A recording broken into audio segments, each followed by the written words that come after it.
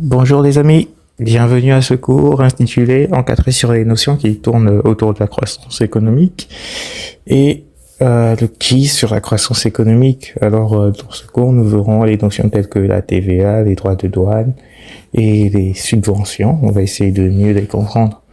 Nous commençons avec la TVA. Alors, la taxe sur la valeur ajoutée est un impôt payé par le consommateur à l'achat d'un bien de consommation ou d'un service. Cet impôt est ajouté au prix de vente d'un produit. Il tire ses origines de la France. En effet, il fut introduit comme impôt à la production en 1939. Néanmoins, il a fallu attendre la réforme fiscale de 1953-1955 pour que la TVA ait la forme que nous connaissons aujourd'hui. Son adoption s'est généralisée aux autres pays du monde, chaque pays l'adoptant avec une régulation spécifique.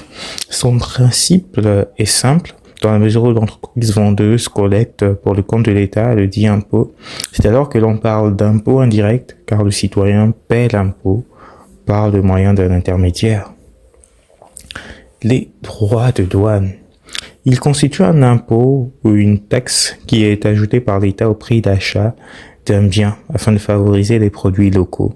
En d'autres mots, lorsqu'une entreprise ou un particulier fait venir un produit d'un autre pays vers le Gabon, cette entreprise ou ce particulier doit payer des taxes douanières. Généralement, les entreprises répercutent le coût de la taxe sur le prix de vente du produit au niveau local, ce qui permet aux produits locaux d'avoir une certaine valeur par rapport aux produits importés. Les droits de douane sont donc une mesure protectionniste. Les subventions.